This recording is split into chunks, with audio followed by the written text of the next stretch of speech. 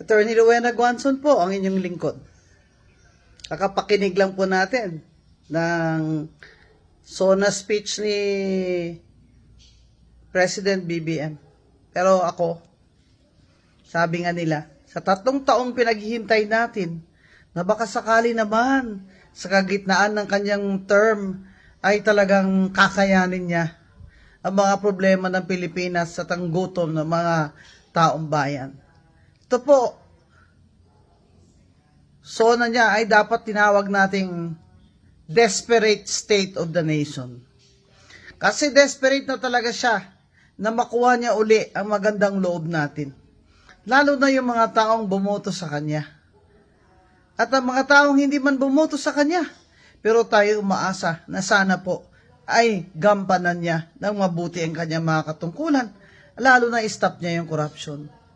Pero nung unang SONA niya, 3 years ago, ay fresh na fresh pa siya.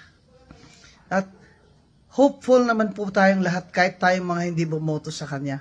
We wished him success, lalo na ako. Kasi nga sabi ko, baybayan ko rin po ito. Kung kayo na po nanalo dyan, edi pag galingan nyo.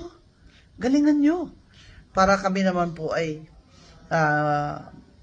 maging proud na Pilipino kami. At ang mga pobre ay makaahon man lamang sa termino nyo, Mr. President, na 6 years. Ngayon sa midterm, 3 years, ano na ito? Desperate ka na.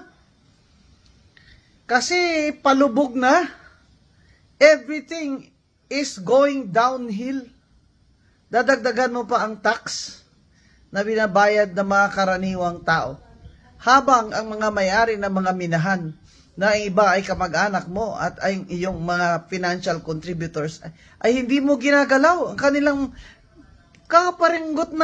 kapiranggot na tax sa mining.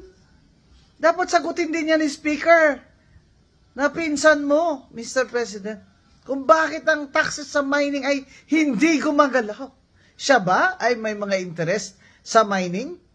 Yan din ba ang dahilan kung bakit ang Maharlika Fund natin ay napunta na naman sa isang investment kuno sa mining? Mining lang kayo ng mining dyan. Kayo lang naman nagmamine eh. Ang makaraniwang tao na manggagawa, ng mga nanay na, pinagkakasya na lang po. O ano ang laman lang ng kanilang bulsa sa araw na yan, pinagkakasya na lang sa 3 beses makakain man lang sa isang araw ang lahat ng miyembro ng pamilya. Pero ano ang pinaka bongga talagang statement ni BBM, yung akala niya palakpakan natin siya nung sinabi niyang mahiya naman kayo, alam naman ng taong bayan, mga kawatan kayo, mahiya naman kayo. Ba't naman ho kami papalakpak sa kanya? Napakalapit ho sa kanya eh.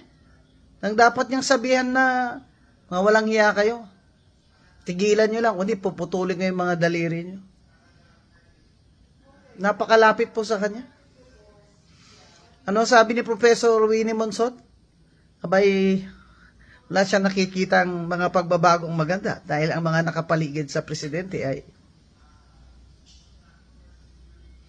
mahiya naman kayo, President BBM. Hanggang ngayon, di nyo pa binabayaran ang 203 billion ng estate taxes ng namatay niyong ama. Na natalo na kayo sa kaso, hindi nyo pa rin binabayaran. Bay, kung sana binayaran nyo yan, nakaahon man lang tayo ng konti. Hindi po ba? Mahiya naman kayo na ang budget ay hinayaan ninyo na i-chop-chop ng pinsan nyo na ginawa nyo pa ring speaker ngayon. Mahiya naman po kayo.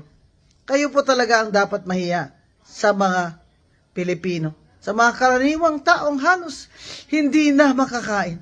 Halos maglalakad na lang po dahil wala ng pamasahe. Mahiya naman kayo. Anong pagbabago po ang ginawa niyo sa 3 taon?